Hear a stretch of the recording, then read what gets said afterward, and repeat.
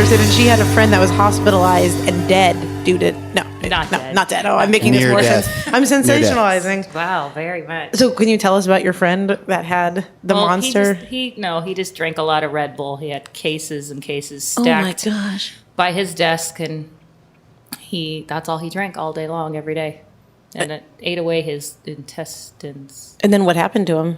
He was hospitalized for how long? For a couple days.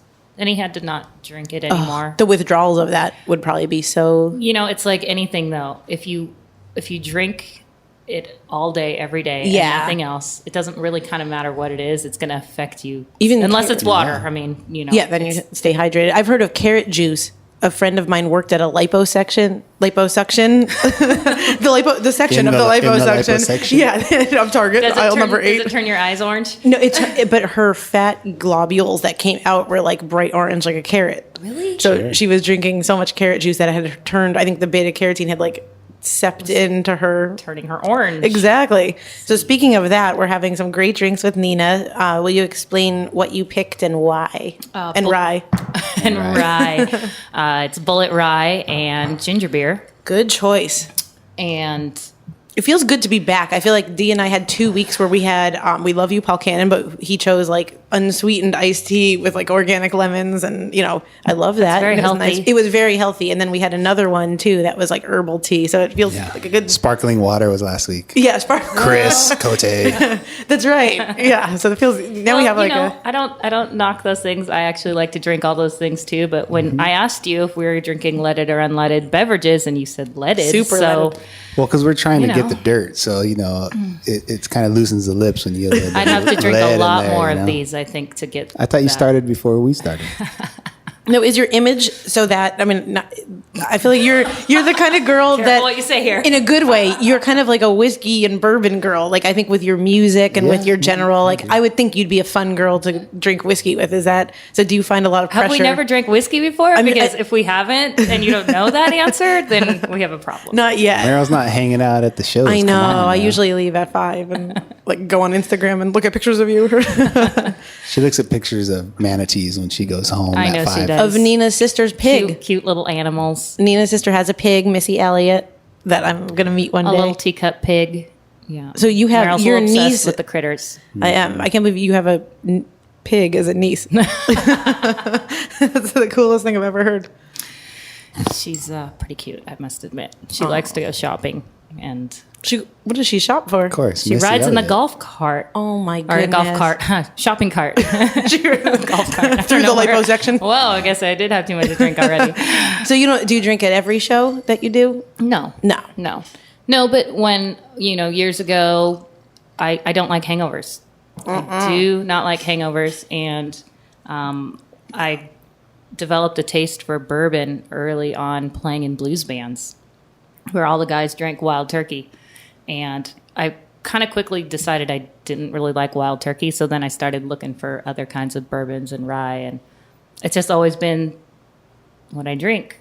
I don't get hangovers. I don't drink a lot. So I can sip on it and it kind of gets me through the night. Yeah. It's good. I call it the blanket in a bottle. It keeps me warm. It's awesome. It does, but I also feel refreshed in this heat wave too. Well, this is our summertime bourbon drink with the ginger beer. Okay, so when we have you back in November, December, straight up. Dee, can you handle it? I can handle it. Okay, after this podcast, go back to the Beer 31. Listen to, and then I might end up playing a little stand-up bass with Nena after the show. Oh, I love it. That's right. So we've had you at the Belly Up many a times. Do you remember how you first started out playing here and kind of your origins of history here at the club? Then you would know how old I am. So we're not gonna talk about that. I don't actually remember what year it was, but there was one year where I won. Belly Up used to do like a Battle of the Bands competition thing. Neighborhood Watch. And I think even before that. Oh, yeah? Before your guys' time. I know for sure. But I had won that. Whoa. One year with like a jump blues band that I had. And we used to play happy hours here. And then we would open for whatever big blues artist kind of was coming into town. What was that band? That was, what was it called? 47 Combo. Cool. I don't know. We had a couple different band names. We were Lucky Scandal and the Many Shades of Sin for a while. and then we were 47 combo, and then I miss that those was all old the time. blues happy hours. Those were fun. I know. Yeah, and we did more of it was kind of in that heyday of like the whole swing kind Yeah. of situation, and we'd play at the Derby up in LA all the time, and played a lot of the festivals and stuff. It was a lot of fun. I Actually. love It your was a really fans who fun come band. out with like nice big hats and Oh, nice throwback Western shirts. and Yes. they get their swing on, and I love it. Yeah, The dance floor comes alive. That's- Yes. that's spinning honky-tonk around. style. Yeah, You I get love that. it, man. It's really when good. you played the live at the Belly Up KPBS show, there was grown men in like overalls. I haven't do-si-doed ever. A man Cowboy just- Steve, if you're listening, she's talking Is that about him? you. No. Probably. there was hay on the floor. Cowboy Steve, call me. I've never felt a connection like when we had it, when Brawley played. But yeah, your fans, I think it was really interesting to see because I think you draw, people from North County and then from, east, more of the Palm Springs area too. But then there was lots of like, where would you say that most of your fans on any given show come from? They come from all over. I mean, Yeah. we have a whole group of guys that come out actually from Brawley to see Brawley. A bunch of From the town? a bunch of cowboys okay. that come from the Wow. town to come see us, and they're all members of the Brawley's Elks Club, and they Nice. they bring us goodies. And Is that where it's you really play cool. in Brawley? Is that the Elks Club? We have played there during the rodeo, Nice. during the big Brawley National Rodeo, which is really fun. You'd like it, animals. Oh, okay. I'm gonna come. And I like Brawley too. And then you've played in many different bands here recently too. I know Brawley's one, and then you play solo. I have lots of projects. I Yeah. have a solo band, Nena Anderson and the Mules, and then I play solo occasionally just by myself. Brawley, which is a straight up country band, California style honky-tonk, and Cashed Out. Yeah. I do all the June Carter duets with Doug in Cashed Out, and a few June Carter songs as well. And then what else do I do? Lots of things. Lots of things. How did you get started being a musician, playing, singing, writing? I got started I would say probably in high school, actually. And I went to San Diego High School here in Encinitas, and I actually was a DJ. Wow. I know. Cool. I know. Back in the days of vinyl. Yeah. Back in the days of, I was spinning, The Cure and Morrissey, and it was a little, Depeche Mode, it was a little different Wow. than DJs now. It was a different thing, but it was cool. I had a full coffin and two You could record come and spin players. those and songs here I now. actually, Yeah. People You love could. it. You should DJ sometime for us. That would be really cool. That would probably be scary. Just do it. Believe it. Ask D about some of the DJs we have, and then he'll tell you that it's not. Do it. I want to. love I want to it. DJ. I want to Chris Cote's '80s nights. Yeah. It would fit right in. That Exactly. Was, That's what I mean. he'll Those, like it. all those songs, that's basically what Chris does. you know? Yeah. It's like, Yeah. those songs would be perfect. So I started doing that, and then I would sing once in a while with little things. And even before high school, I was a kid. I did your typical 6th grade play and a little bit of musical theater stuff.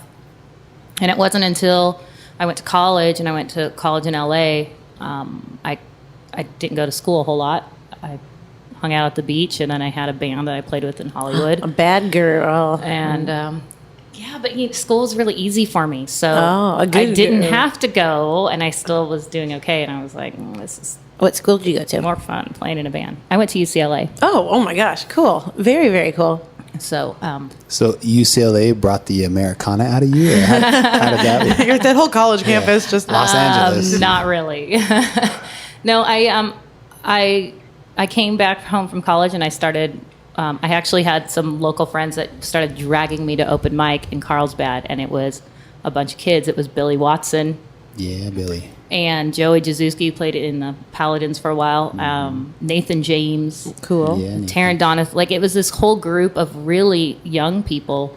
And Great I was musicians. really young, and they were all even younger than me at that point too. And they started dragging me out to just do this kind of blues jam open mic in Carlsbad, and I had no idea what I was doing. And I had sang some rock and roll and some other things, and that just clicked really easy.